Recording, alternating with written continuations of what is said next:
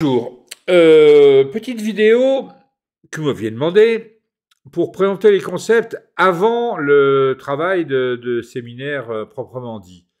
Finalement, j'ai souscrit à cette demande.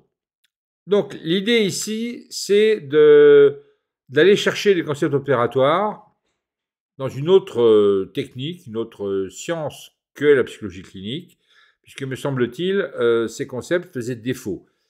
Il s'agit d'avoir des éléments pour décrire et éventuellement modifier l'interaction entre le moi et diverses influences. Voilà. Alors, vous avez remarqué la Lamborghini qui change de forme. Nous sommes bien dans l'illustration d'Aristote, Toon, Ligeta et Paul Lacoste, à savoir la Lamborghini change de modèle année après année, décennie après décennie. Est-elle toujours une Lamborghini? Voilà. Allégorie de ce qui se produit pour l'analyse du moi et de ses avatars et ou de ses modifications. J'ai mis quelques jolis petits graphes là qui permettent d'illustrer la ductilité et l'hystérésis, qui sont des concepts que nous allons aborder rapidement avant de les utiliser dans la clinique. Voilà.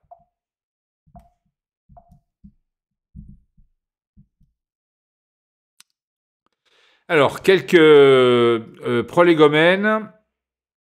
Alors, toujours la phrase d'Antiochus dans Bérénice de Racine. Je vous rappelle que c'est quasiment la même dans le début Don Juan de Molière. Le personnage demande à autrui de préciser son identité, comme s'il y avait un risque d'insubstantialité. Voilà. Et cette problématique participe, me semble-t-il, d'un schème anthropologique. Voilà.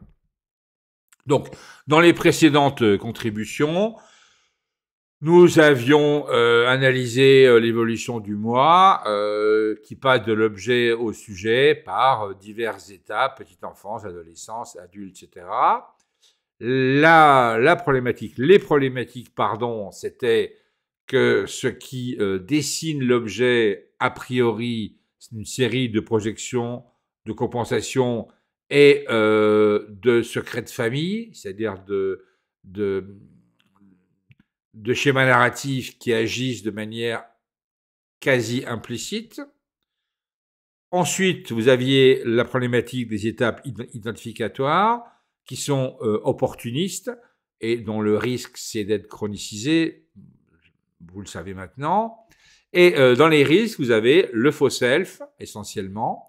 Vous avez l'enquistement dans les assignations, c'est-à-dire dans une position opportuniste conjoncturelle qui deviendrait structurelle et chronicisée.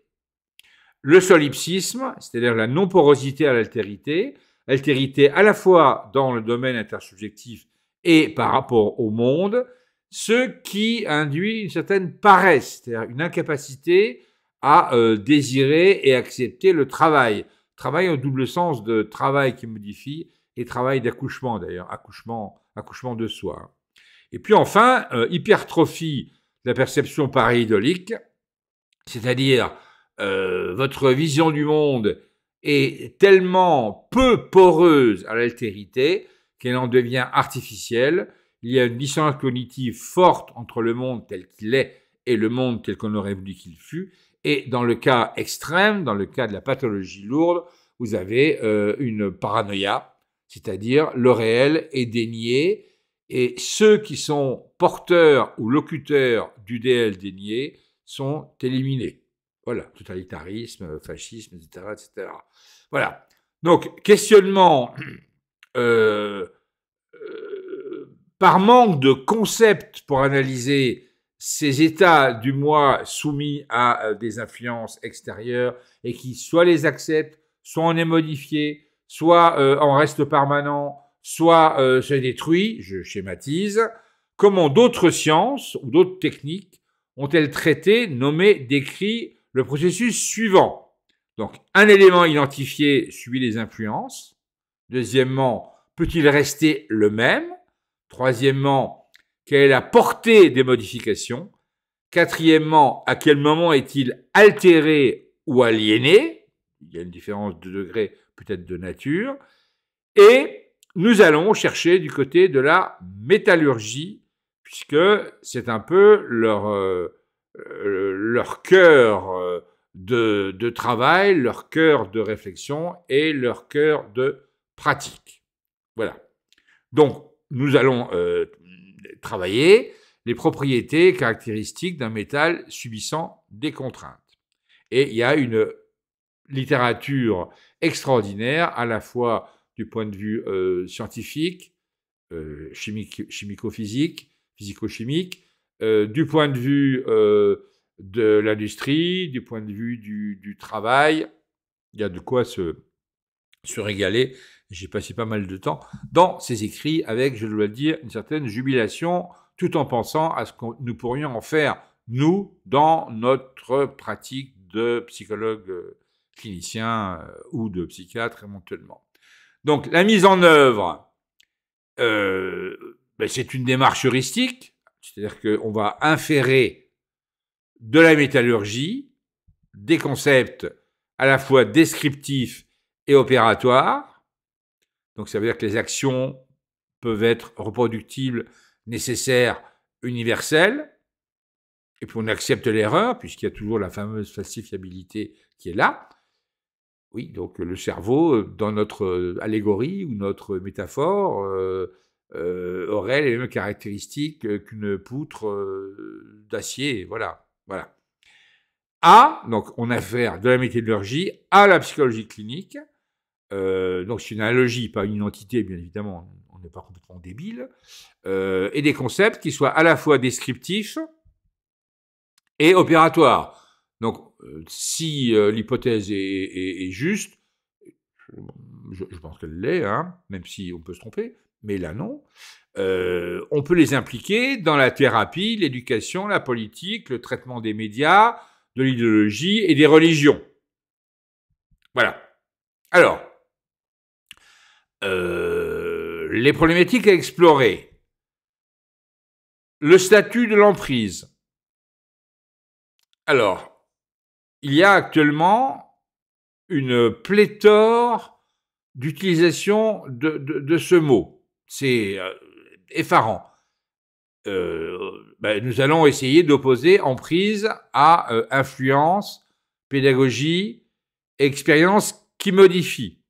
Parce que le mot expérience, si vous suivez attentivement les vidéos sur les réseaux sociaux, expérience, c'est comme une sorte de petite parenthèse qu'on s'offre, qu'on visite, comme on dit quand on a fait le Maroc, on a fait la Tunisie, on a fait la Chine, alors que dans notre sens, l'expérience vous modifie le moi.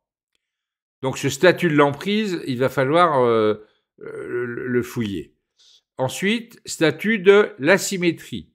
Il y a une mode des relations symétriques, plus exactement, il y a une haine et une phobie, je ne sais pas, de tout ce qui serait asymétrique, considéré comme emprise, manipulation, etc. Donc l'idée, c'est de travailler la conséquence d'une obsession de la symétrie. Symétrie pédagogique, symétrie affective, symétrie amoureuse. Peut-être y a-t-il là les prémices d'une inclination à vouloir un moi qui soit non touché, jamais touché. Alors ému éventuellement, mais auquel cas on dira qu'on est hypersensible, mais pas modifié. Ça semble confirmé par les études des sociologues qui perçoivent ou qui ont perçu une diminution des engagements amoureux, même une diminution des pratiques sexuelles corrélée à une augmentation des pratiques génitales, le porno, etc., etc. Il y a tout un champ d'analyse à poursuivre. Et enfin, statut de l'homéostasie. L'homéostasie, conçue comme un refus de la porosité à l'altérité et donc un refus du travail. Et ça devrait nous mener à une analyse d'un fonctionnement qui est abondamment décrit par les enseignants, par les sociologues, la paresse. Alors, on va éviter de reproduire le schéma classique comme Socrate, comme Platon dans La République sur l'idée qui est un topos, qu'il n'y a plus de jeunesse, etc., etc. Mais de fait, le désir d'avoir un moi structuré, le moins changé possible par quelqu'un, mène nécessairement à un refus de ce qui pourrait le modifier, c'est-à-dire le travail, c'est-à-dire l'interpénétrabilité avec une action, voire même avec le produit de l'action, c'est-à-dire la connaissance. Voilà. Ça va être travaillé dans les mois qui viennent, hein, rassurez-vous. Alors, les concepts. Vous avez d'abord la labilité. Alors, labilité, ce sont des définitions qui sont simplifiées, dont j'espère qu'elles ne sont pas caricaturales. Hein. Vous pourrez vérifier, il y a suffisamment de littérature que l'on trouve sur Google Scholar et autres. Il y a de quoi vous nourrir sans problème. La labilité, c'est donc l'instabilité, et techniquement, c'est la rupture du lien métal-ligand. Le ligand étant l'ensemble des molécules qui permettent l'adhésion des autres molécules entre elles. Voilà. Donc, il n'y a pas de cohésion des molécules.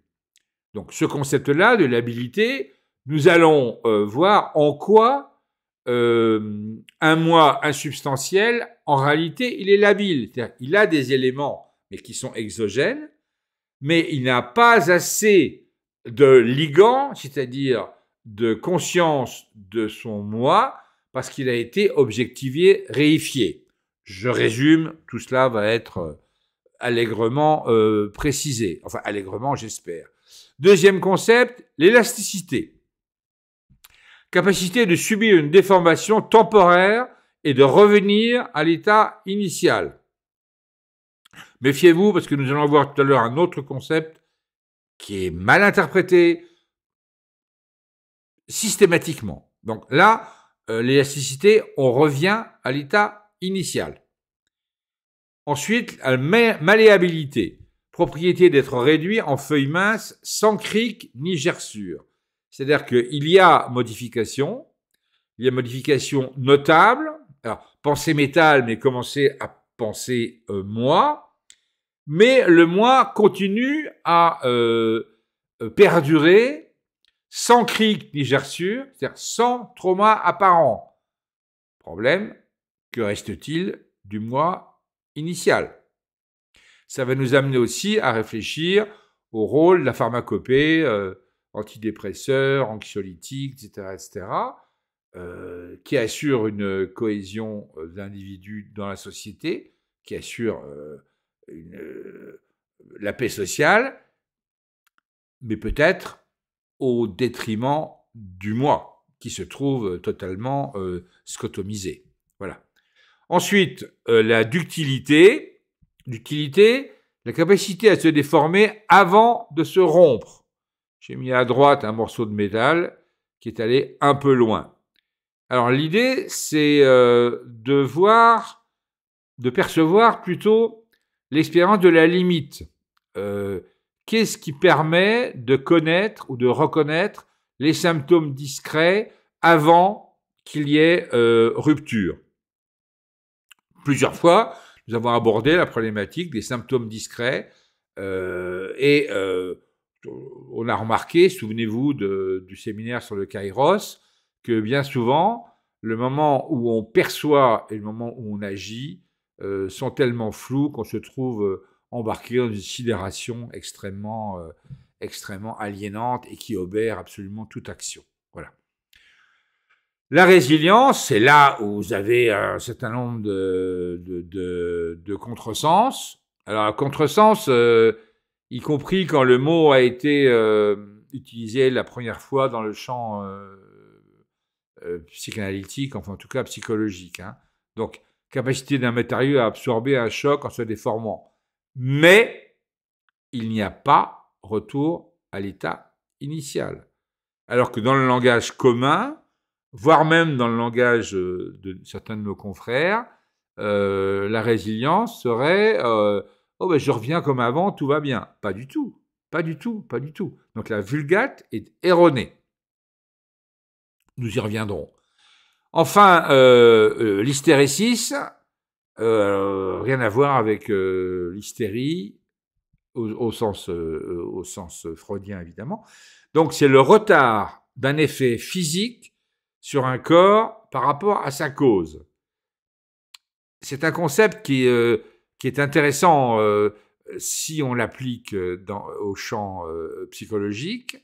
Ça veut dire que c'est comme s'il y avait une inertie, donc une homéostasie en mouvement, avec des phénomènes de seuil spectaculaires au sens où ça rompt avec l'idée de progression linéaire, classique et contraphobique. Donc, le moi subit une influence, il va y avoir des mécanismes de résistance, et ces mécanismes de résistance vont créer un retard, et un retard soit à l'émergence d'un sujet modifié, soit à l'émergence régressive d'un sujet solipsiste. On va rire.